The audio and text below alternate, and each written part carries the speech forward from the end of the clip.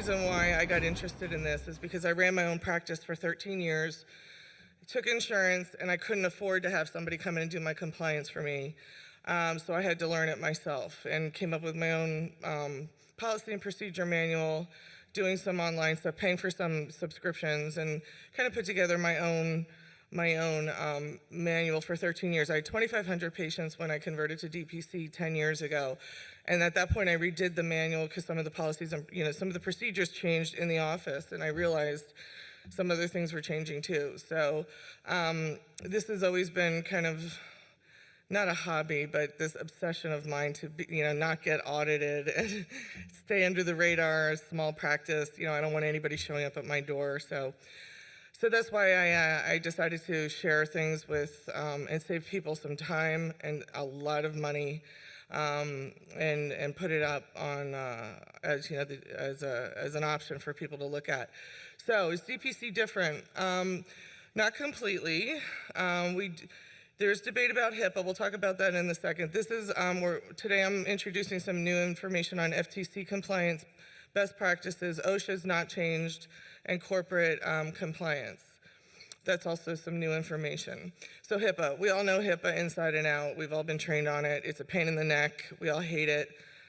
It has to be done. Is your DPC practice a covered entity? This is where the debate has been. And so we know what a covered entity is. That's all mentioned there. But what's interesting is if you dive into the code for HIPAA and high tech, some of the code says just doing a referral or a pre-auth, even if you're not billing insurance, could render you a HIPAA covered entity. So the advice has generally been to be safe and just follow HIPAA guidelines. Nobody wants to be an example of an audit for a breach. And we'll talk about, if you're not a HIPAA covered entity, if you really don't think you are, we're going to talk about what you might have to pay attention to in a bit. What am I doing here? There we go. Okay, so let's say you're not a HIPAA covered entity. And I just thought of this last night, Phil. If you're transmitting, we could be considered a business associate for the lab, wherever we're ordering labs from. Right? So their buzzword is if you electronically transmit PHI, which is protected health information, you could land in these categories. So yeah, that's how you get covered entity status. If you're somebody who's interacting with a covered entity, very, very easily you become a business associate. So everybody in this room, if you're a covered entity, when you hire an accountant to look through your files and look through your billing records, then they're a business associate. You hire an attorney to look at some contracts and they inevitably involve patient names, business associate. So even if you somehow were to use what we call the country doctor exception, you're going to have to pay attention to privacy for business associate purposes. Mm-hmm. So either way, you can't get away from HIPAA. That's just, I'm sorry to tell you guys that, but DPC lets us escape from a lot of things, but not this, unfortunately. So privacy, just a few, and I just picked a few policies that we always, I forget about sometimes that there's lots of privacy policies we have to follow. Just don't forget little things like minimum. I picked these obscure ones that we just don't think about. Minimum necessary use disclosure of PHI when you're transmitting PHI. Just look over the policies. Designated record set, destroy and disposal of PHI. If you have a shred company coming to pick up your shredding, keep a documentation that they were there. Keep it on file. Those type of things. Multimedia use policy, which is a social media policy, very important.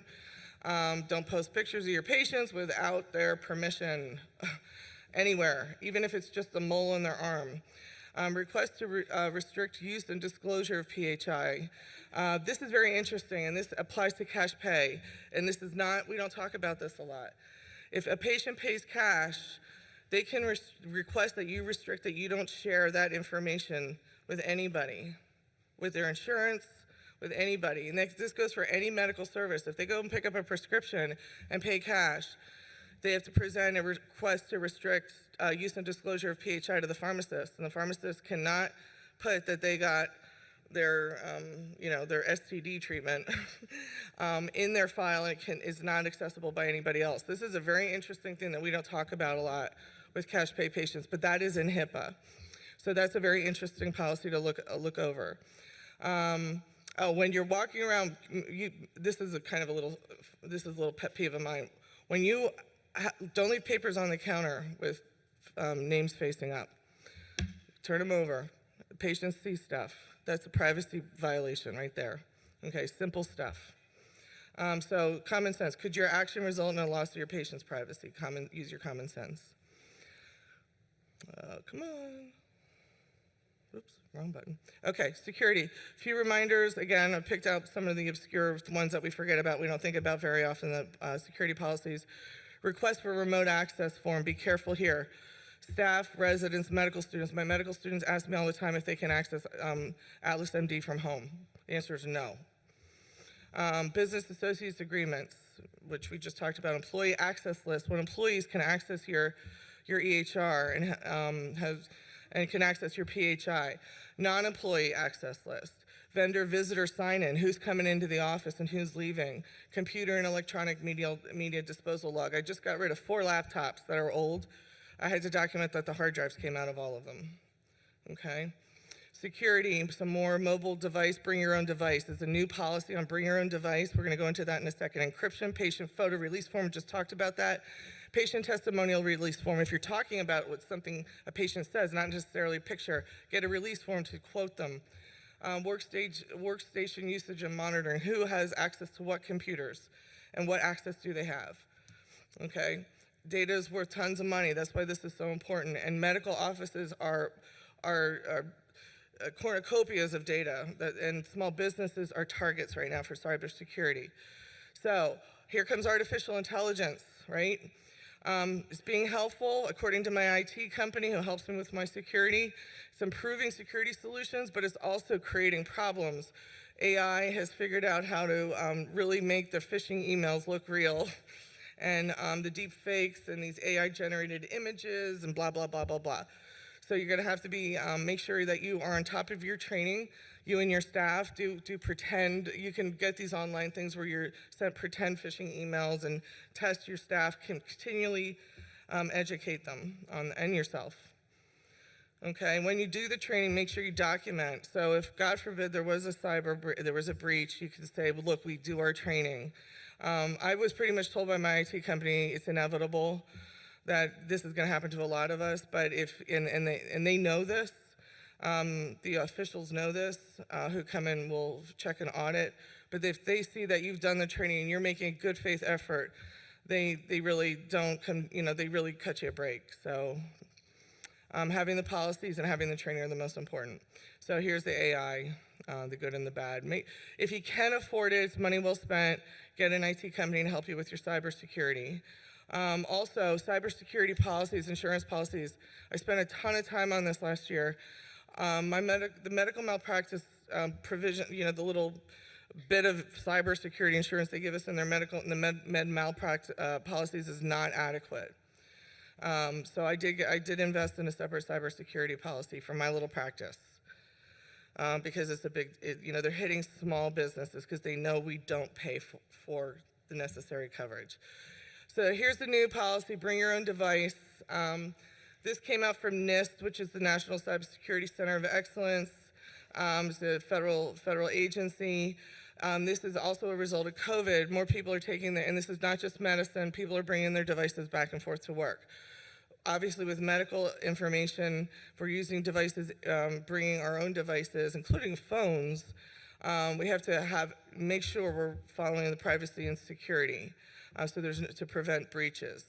So there's 6 security and privacy goals the organizations need to aim for when implementing a bring your own device program. And an IT company can help you with this. So can your MedMal, I think, can help too. So this is new. This just happened in September that should be 2023. Sorry, that's a typo.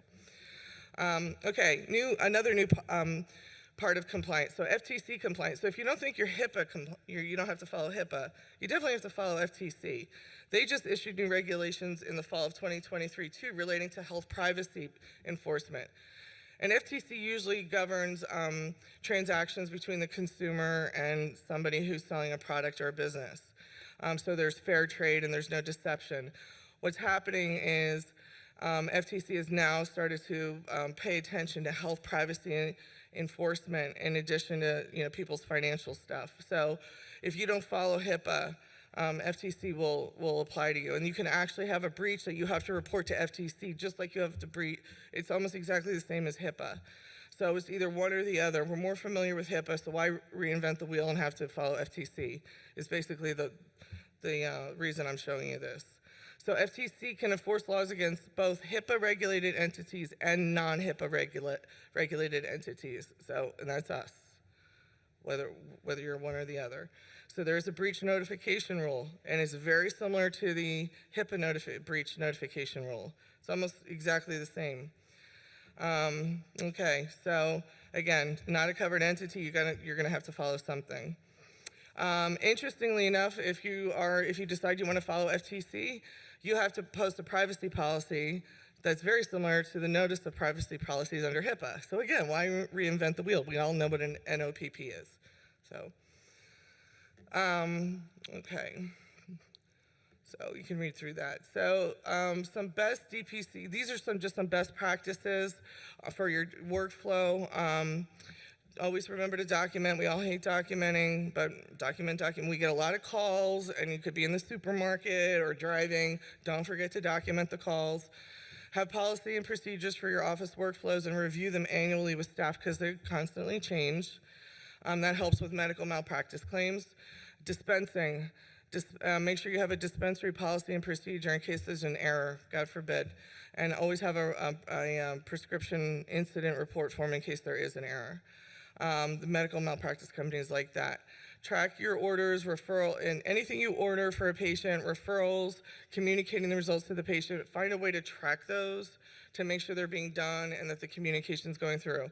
That can be hard. That can be a hard workflow, but there's ways to get it done. Okay, and your state medical society and medical malpractice carriers are always a great resource for policies and help with this stuff. Medical students, I don't know how many people, I've had medical students, this is my 10th year. For every one of them, I get a certificate of liability insurance, their OSHA and HIPAA training documentation, and their clearances. I review any specific policies that are unique to DPC in the office. They get into my EHR, they become a user. They can only access it when they're in the office because of the firewall that we have. And then as soon as they're done, delete them as a user out of the system. They always ask for remote access. No, because, Epic, they can access from anywhere. You might want to consider, in the beginning I had them signing a non-disclosure, non-solicitation because the first group of medical students I had 10 years ago, the one girl started taking pictures of the policies in the office and how we were running the DPC, and I was like, that's weird. Like, why are you taking pictures? And she said, well, one of my attendings wanted to see them back in the, I'm like, no, and I told her, I said, you can't take this. She never came back for the rest of her rotation. I was like, that is weird. Like, they're sending a spy to my office, from the hospital system. So after that, I had them sign this non-disclosure for like a year just because I was paranoid, and I haven't done it since then. But yeah, the first year, and she told me her attending center, which I thought wasn't very smart, but okay. OSHA guidelines, yes, if you're a practice of one, yes. Well, according to Pennsylvania, yes, yes, yes. Most of the states, I think, say yes. You have to definitely follow bloodborne pathogen. Check with your state to be sure. And it would make sense because even if you're an employee of one, you have to have an emergency action plan. What if you're in the office with a patient and there's a fire? Or there's a tornado coming, or God forbid. And you have, get checking yourself for TB, hepatitis B, antibody titers. If you're an employee of one, you deal with biohazards in your office. So on the right-hand side, so you have a patient who's a mom, she brings her kid with her. The child reaches up and grabs a bottle of cleaning agent, sticks it in his mouth, and squirts it. Where's the SDS for that, right? Or suppose you recap and you stick yourself. So there are things that can happen when you're there alone. It's not huge OSHA, it's a very little bit of OSHA, and it should be very easy, but Pennsylvania says employees of one, absolutely. Spill kit too. Don't forget your spill kit.